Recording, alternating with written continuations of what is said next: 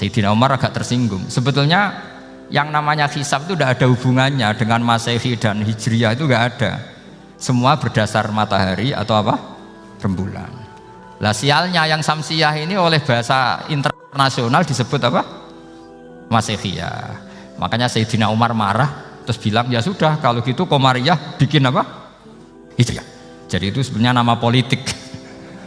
Sebetulnya kalau objektif yang jadi ukuran ya Samsiyah sama Qamariyah. Berhubung ini sudah diambil tetangga partai sebelah, akhirnya ya kira-kira gitu. Jadi kira-kira seperti itu. Akhirnya kita namanya apa?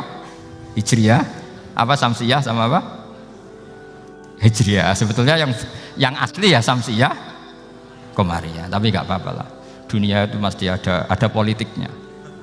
Lah yang repot orang-orang fanatik hukum pakai bahasa nasional, itu repot. Anda tak naikkan kelas sedikit menjadi agak ilmiah. Misalnya begini, kamu ahli falak. Misalnya kayak Batu Rehan ya. Itu pasti tahu kalau matahari dan rembulan dibikin Allah itu asyamsu wal qamaru bihusban. Bahwa matahari dan rembulan dibikin ini untuk hisab. Walladzi ja'ala syamsa diya'a wal qamara nuran wa qaddarahu manazila li ta'lamu 'adadas sinina wal hisab. Sehingga ketika ternyata betul Samsiyah bisa dihitung menjadi tahun Samsiyah, yang oleh bahasa milenial disebut Masihiyah. Sayyidina Umar agak tersinggung. Sebetulnya yang namanya hisab itu tidak ada hubungannya dengan Masehi dan Hijriah, itu nggak ada. Semua berdasar matahari atau apa? Rembulan.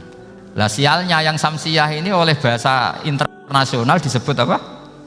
Masihiyah. Makanya Sayyidina Umar marah terus bilang, ya sudah kalau gitu Qamariyah bikin apa? Hijriah. Jadi itu sebenarnya nama politik. Sebetulnya kalau objektif yang jadi ukuran ya Samsiyah sama Qamariyah. Berhubung ini sudah diambil tetangga partai sebelah, akhirnya ya kira-kira gitu. Jadi kira-kira seperti itu. Akhirnya kita namanya apa? Hijriah, apa Samsiyah sama apa? Hijriah. Sebetulnya yang asli ya Samsiyah, Qamariyah. Tapi nggak apa-apa lah. Dunia itu mesti ada politiknya. Lah yang repot orang-orang fanatik hukum pakai bahasa nasional, itu repot. Jadi misalnya kematian Yesus Kristus, itu mesti Batu Rehan kan nggak percaya. Akhirnya ditambahi kematian Sibeh. Karena kalau bilang iya kan percaya, makanya ditambahi apa? Sibeh. Karena menurut orang Islam berkeyakinan Nabi Isa itu nggak terbunuh, maka ditambahi apa? Sibeh. Saya dulu pernah usul, karena beliau itu kalau manggil bahasa itu bude, jadi saya pernah sowan usul, buat ditulis gini saja, Mbah, kematian Yesus dalam kurung katanya. Tapi mungkin terlalu vulgar ya, jadi akhirnya dibikin apa? Sibeh ya? Di kalender Kudus kan apa? Sibeh ya, ditambahi Sibeh. Ya nggak apa-apa lah, yang penting keyakinannya masih benar gitu. Jadi masih benar. Kalau usulan saya terlalu ekstrim, masa dikasih apa? Katanya. Ya karena memang begitu kan, kita berkeyakinan Nabi Isa itu gak terbunuh. Wa ma qataluhu wa ma sholabuhu walakin syubbihalahu. Jadi ini saya teruskan, ini paling masih seberapa jam ini. Kalau kelamaan sampai dolim itu ganggu kiai lama-lama gitu. Saya tadi sudah bilang sama panitia, orang Indonesia itu gak sopan. Kalau suka kiai itu didatangkan, itu agak masalah sebetulnya. Dalam etika itu masalah. Kalau seneng kiai ya sowan ngaji, jangan sowan di dalam, itu ganggu ya, sowan ngaji saja. Dulu Imam Malik itu anaknya raja itu, Imam Malik itu seangkatan dengan Harun Ar-Rasyid. Makanya jangan berharap kalau saya gampang diundang. Bukan karena saya sombong, memang etikanya seperti itu. Jadi Imam Malik diminta datang ke istana untuk ngajar anak-anaknya Harun apa? Ar-Rasyid. Masyhur Imam Malik tersinggung terus kata bang, al ilmu yu'ta la ya'ti. Ilmu itu disowani, bukan sowan. Akhirnya Harun Ar-Rasyid minta anak-anaknya datang ngaji ke Imam Malik. Itu anak presiden. Imam Malik berani, al ilmu yu'ta la ya'ti. Tapi kalian beruntung karena saya hormat sama mbah-mbah saya di sini. Wong makom buyut saya itu ya berarti apa ya? Selatannya makamnya Sayyid Ja'far Shadiq itu. Di situ kan ada makamnya Mbah Soleh, Mbah Maksum, itu mbah saya. Makanya dulu saya ngaji di sini lama di Damaran itu. Maksudnya lama itu ya mungkin setahun. Karena saya memang mulai kecil di Sarang, sampai sekarang saya masih ngajar di Sarang. Tapi dulu cukup ya, karena saya kesini sudah hafal Quran, jadi hanya setor setiap hari satu juz, jadi cepet lah. Saya tidak punya masalah ingatan, alhamdulillah, jadi cepet hafal. Saya terangkan lagi ya, ini penting ya, masalah mukjizatnya Quran. Selama ini orang tuh mau bilang tok, mukjizatnya Quran itu dahsyat, tapi nggak bisa menerangkan, itu masalah. Makanya kita harus bisa menerangkan mukjizatnya Quran dahsyat itu apanya. Yaitu tadi, tongkatnya Nabi Musa hanya disaksikan oleh orang yang di era itu. Toh tujuannya mukjizat adalah diakui kemudian orang menjadi iman. Lalu Rasulullah SAW beliau sudah intaqala ila rafiqil a'la. Tapi konsepnya Quran menjadikan orang yang nggak ditunggui beliau tetap iman ila yaumil kiamah. Itu yang maksud fa'arju an akuna aktsarahum tabi'an yaumal ya, mukjizat saya itu cukup Quran kata Nabi, dan dengan mukjizat itu orang akan iman ila yaumil qiyamah. Caranya seperti ini. Karena tadi sedahsyat-dahsyatnya mukjizat, tujuan utama orang terdikte supaya ikror ngakui kudrohnya Allah. Lah ngono kok ngenteni tongkat sakti lah opo? Cukup deloknya. Paham ya? Jelas ya? Alhamdulillah mau naik kelas ini sudah benar ini sudah benar. Terus kedua begini, kedahsyatan Quran lagi. Quran itu bisa merunut, mentartibkan logika. Bahkan logika ini logika yang universal. Siapa saja merasakan logika itu. Misalnya begini, dulu orang kafir itu punya Tuhan banyak. Tentu yang dipertuhankan ya mana? Yang dipertuhankan itu banyak. Karena pikiran mereka urusan banyak, problem banyak, ya Tuhannya harus banyak. Ada BPKB 3D kan, istri cerewet macam-macam lah, itu kan problemnya banyak, maka Tuhannya harus banyak. Karena Tuhan itu maknanya penyelesai masalah. Sehingga kalau masalahnya banyak, Tuhan harus banyak. Ketika Rasulullah membawa konsep satu Tuhan, mereka janggal. Makanya mereka bilang, aja'alal alihata ilaha wahida inna hadza lasyai'un ujab. Masa Tuhan satu? Ini aneh, nggak bisa. Tuhan harus banyak, karena masalah kita banyak. Itu terpatri, di otak mereka terpatri. Lalu Nabi dengan santai diajari Allah menerangkan, andaikan kalian punya majikan banyak dan perintahnya beda-beda, kamu suka enggak? Ya enggak suka, Mat, enggak enak. Punya majikan banyak itu udah enak. Milih mana majikan banyak sama satu? Satu aja, Mat. Tuhan kamu adalah majikan kamu. Kalau banyak kamu bingung. Ya, Mat, satu aja, Mat. Itu segampang itu. Jadi menggiring, Tuhan itu kan bos kita, tuan kita. Kalau banyak berarti yang memerintah kita banyak, dan bisa konflik bos-bos kita ini karena berebut anak buah tadi. Akhirnya mereka, kalau kamu punya majikan banyak dan perintahnya beda-beda, semuanya minta dilayani, kamu pusing enggak? Ya pusing, Mat. Minta mana? Majikan banyak sama satu? Satu saja, Muhammad. Ya Tuhan kamu adalah atasan kamu, maka harus satu. Mereka faham, oke, Mat, Tuhan satu. Itu yang dimaksud dorobawaw matalar rojulan fihi syuraka umutasyakisuna wa rojulan salamal lirojul hal yastawiyani masalah. Langsung alhamdulillah, karena mereka yang paling bodoh pun faham dengan logika itu, faham. Kalau Tuhan banyak, perintahnya banyak, kita repot. Maka Allah bikin satu masalan, yaitu rojulan fihi syuraka umutasyakisuna wa rojulan salamal dirojul. Satu lelaki, satu bos, satu perintah. Kayak apa mudahnya Allah. Kemudian mereka tetap menuhankan Lata, Hubal dan Uzza, karena mereka dipertuhankan. Sebenarnya nggak pernah Tuhan, tapi dipertuhankan. Allah memberi contoh itu sederhana sekali. Wa daraballahu mathalar rajulaini ahaduhuma abkam la yaqdiru ala syai'in wa huwa kallun ala maulah aina ma yuwajjihu la ya'ti bi khair hal yastawi huwa may ya'muru bil adl. Kata Rasulullah, Lata itu menurut kamu apa? Ya Tuhan kami. Muhammad. Hubal ya Tuhan kami. Uzzah ya Tuhan kami. Lalu kalau mereka kotor ya saya mandikan. Kalau hidungnya coplok ya saya tata. Terus kata Rasulullah begini, kamu mau nggak punya budak atau pembantu yang buta, tuli, bisu? Kamu mau nggak punya pembantu loh ya, pembantu itu budak zaman dulu. Kamu mau nggak punya pembantu yang buta, yang tuli, yang bisu? Wah gak doyan mat, gak apa pembantu ngono itu. Lah pembantu saja kamu tidak mau yang gitu kok malah punya bos begitu. Orang yang tuli, yang bisu, yang kopok, jadi pembantu saja nggak layak kok malah jadi pangeran. Paham ya? Arca dan berhala itu kan nggak bisa apa-apa. Kamu mau gaji ngasih THR pembantu yang kopok, bisu, picek, mau? Wong jadi pembantu saja nggak sah kok mau jadi apa? Tuhan atau jadi majikan. Jadi Allah bikin contoh gampang sekali. Wadaraba masalah rajulaini ahaduma abkam la yaqdiru ala shay'in, enggak bisa apa saja. Wa wakallun amala maulah, anane ngrepoti tok.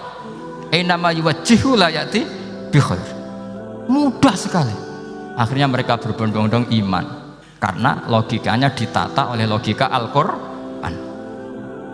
Makanya agama ini sebenarnya enggak pernah datang dengan kekerasan, itu enggak pernah. Bil hujjah, dengan argumentasi. Itu disebut qul falillahil hujjatul baligh. Nah sekarang orang rapati soal argumentasi, senengannya neror.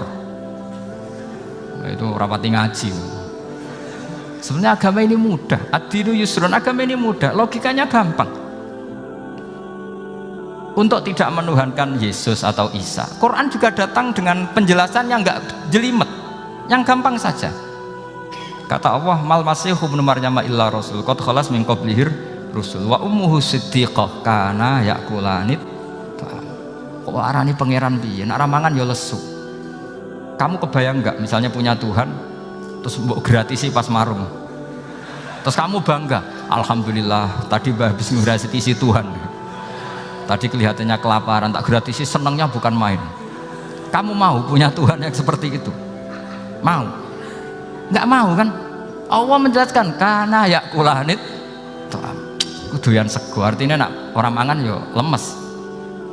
Pas kamu minta ternyata Tuhannya baru lemes. Jadi Quran itu tidak sinis enggak, tapi menggiring logika bahwa ini tidak mungkin Tuhan. Wong kana yakulanit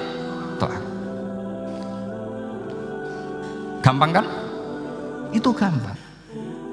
Gampang sekali, logika Quran itu gampang sekali. Dan masalahnya kita sekarang tidak mengkaji Quran yang sisi ini. Ya termasuk kritik kita ya, tapi ya sudahlah, ini dunia ya macam-macam. Ono sing ngaramno lomba, ono sing mendukung lomba, macam-macam. Saya tidak dalam posisi mendukung dan menolak. Saya 0-0, jadi tidak ke kanan tidak ke kiri dalam konteks tadi. Karena ya sudahlah, itu sudah takdir, semuanya takdir. Ada yang setuju lomba, ada yang mengharamkan apa? Lomba. Tapi sebetulnya kalau kita berpikir Quran diturunkan ya untuk yang saya terangkan ini, menjaga logika agama al-hujjah al-balighah ila yaumil kiamah. Karena kita tidak perlu tongkat lagi Nabi Musa, nggak perlu ontanya Nabi Soleh, cukup dikawal aturan-aturan iman yang cukup mudah dan kita temukan di mana saja ayat-ayat itu, yaitu wa ma min dabatin fil ardi wala ta'iri yatiru bi janahihi illa umamun amsalukum, atau inna fi khalqis samawati wal ardi, dan seterusnya. Nah, cara berpikir gimana Gus? Gampang tadi. Kalau tongkat Nabi Musa membelah laut adalah hal yang kita tidak mampu, memangnya kita mampu bikin langit bumi? Tidak mampu kan? Berarti ini sudah cukup menjadi ayat kekuasaannya Allah. Jelas kan? Maka mukjizat Quran ini mengawal umatnya Rasulullah SAW ila yaumil kiamat dengan logika seperti itu. Saya ulang lagi, dengan logika seperti itu. Maka ulama nggak boleh berhenti seperti saya ngomong terus seperti ini. Makanya ngendikane Allah, lam yakunil ladzina kafaru min ahlil kitabi wal musyrikina munfakina hatta ta'tiyahumul bayyinah. Bayyinah itu apa? Rasulun minallah yatlu suhufam mutahharah. Orang kafir semuanya, kata Allah, baik berkategori kafir musyrik maupun kafir ahli kitab itu tidak akan tercerabut dari akar kesalahan mereka, dari cara berpikir mereka, hatta ta'tiyahumul bayyinah, sehingga datang satu kejelasan yang jelas welo-welo. Itu apa? Rasulun minallah yatslu suhufam mutahhar, yaitu rasulnya Allah yang membaca sahifah-sahifah suci, manane Al-Qur'an. Untuk menafikan ketuhanan berhala, ketuhanan Yesus, kita cukup dengan konsep Quran. Kayak tadi kana yakulanit, termasuk untuk menafikan Tuhan balita, paham ya? Tuhan apa? Fir'aun. Ini contoh terakhir, sampean siap-siap saja selesai, karena saya memang mau selesai ini, bukan guyon, memang mau selesai.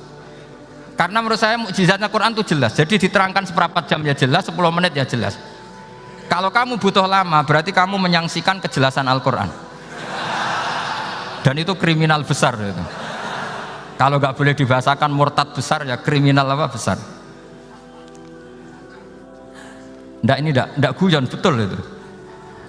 Saya tadi mau nyontohkan apa tadi? Tuhan balita ya. Fir'aun itu berdebat sama Nabi Musa. Singkat debat begini, kalau nggak salah di J19, kalau nggak salah di surat Syu'ara, dicari sendirilah. Pertama ditanya gini, Musa kamu kesini ada apa? Ya bawa konsep Tuhan, yang jelas itu tidak kamu ya. Lalu Tuhan kamu siapa? Rabbus samawati wal ardi, yang menuhani langit dan bumi. Si Fir'aun masih berkelit. Begini, soal yang di bumi, saya jalan-jalan kemana-mana, setahu saya yang jadi Tuhan saya. Ma'alim tulakum min ilahin apa? Ghairi, di mana-mana yang dituhankan saya. Soal kemungkinan di langit begini, tunggu saya. Terus di Haman dipanggil, ya Haman ibn li sarhal ali abluhul asbab as-samawati fa'attali'a ila ilahi Musa. Haman, bikinkan saya piramida yang tinggi. Saya mau lihat Tuhannya Musa, apa betul ada?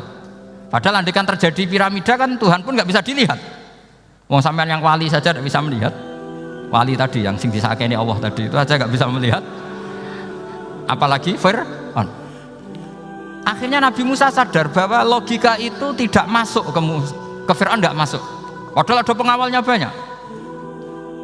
Dan karena semua Nabi fatona, itu ibarat mobil ganti gigi, ganti argumentasi. Gini saja, yang menuhani leluhur kamu, mbah-mbah kamu, itu sontak kaget Fir'aun. Pengawalnya ya kaget. Oh iya, kalau Fir'aun ini Tuhan, mbah-mbahnya tanpa Tuhan. Kan Tuhannya datang terlambat. Berarti mbah-mbahnya dulu itu tanpa Tuhan, karena ini ada Tuhan balita itu ada itu. Akhirnya hampir separuh, mungkin hampir semua pengawalnya Fir'aun itu iman semua. Meskipun yaktumu imanahu, ini yang diceritakan Quran, wa qala rajulun mu'minun min ali fir'auna yaktumu iman. Karena runtuh, semua logika Fir'aun sebagai Tuhan itu runtuh. Hanya dengan logika, kalau kamu Tuhan, lalu mbah kamu Tuhannya siapa? Fir'aun mangkel. Wah bahaya logika Musa, tangkap Musa, udah gak debat lagi. Kayak apa mudahnya logika Quran untuk menafikan ketidaktuhanan Fir'aun. Yaitu mengatakan Rabbukum wa Rabbu abaikumul awwalin. Karena dikatakan Tuhan langit, Fir'aun masih berkelit. Nanti dulu saya mau bikin piramida, mau saya lihat ada enggak Tuhan kamu. Nabi Musa langsung ganti gigi, yang nuhani mbah-mbah kamu. Orang kan berpikir, ini kalau Tuhan betul, lalu orang-orang dulu Tuhannya siapa? Kan Tuhannya datang terlambat. Nah itu lagi-lagi, dan kita baca Quran itu ila yaumil kiamah. Makanya tidak ada umatnya Rasulullah SAW kemudian imannya itu ada syak, nggak ada sama sekali. Karena dzalikal kitabu la raiba fihi mir rabbil alamin. Nggih, mun cekap nggih. Mumpun gampang nih. Masalah sampean kalau masalah. Jadi karena kebenaran Quran itu adhar wa adhar, sangat jelas. Sehingga nggak perlu butuh orasinya saya. Sebenarnya nggak perlu. Saya yakin sampean sebelum saya terangkan ya sudah iman, sudah betul. Ini kan akal-akalan saja saya dimanfaatkan itu. Karena ya menurut saya itu ya sudah adharu min samsi dhahira kalau dalam bahasa Arab. Kebenaran sejati itu lebih jelas ketimbang matahari di siang hari. Karena ya tadi logika. Ya saya tambah satu contoh lagi, semoga ini selesai betul. Kemudian Quran misalnya gini, sampai tak bedai. Kamu bisa melihat itu karena apa? Ini misalnya apa? Kertas yang saya bawa ini kan kuning. Kamu bisa melihat itu karena apa? Mata kan? Nah itu masalah. Karena melihat kamu dengan mata, sekali ini tak tutupi, kamu tidak tahu. Atau kamu jauh menjadi tidak tahu. Karena mata bisa terhalangi oleh jauh atau tertutupi. Beda dengan Allah. Allah itu kalau merumuskan tahu itu bukan karena melihat, karena menciptakan. Makanya Allah bilang ala ya'lamu man khalaqa. Apakah tidak tahu orang yang membuat? Misalnya ini, kertas ini kuning. Sama saya tak tutup begini. Kemudian kitab ini tak tinggal, saya datang ke Jakarta. Saya tetap tahu enggak kalau dalam ini ada kertas kuning? Tahu, karena saya yang menciptakan. Paham ya? Kamu bangun satu bangunan, di dalamnya ada besi ukuran sekian. Di situ kamu menyimpan emas setengah kilo. Setelah kamu pergi kemana-mana masih tahu enggak? Tahu, karena kamu yang menciptakan. Sehingga ketika kita janggal, masa Allah pirsa semua alam ini? Logikanya gampang, masa yang bikin tidak tahu? Makanya Allah bilang ala ya'lamu man khalaqa. Paham ya? Jadi gampang sekali, mukjizatnya Quran tuh gampang sekali. Nararo kebangetan gitu. Ampun nggih, Al-Fatihah. Bismillahirrahmanirrahim.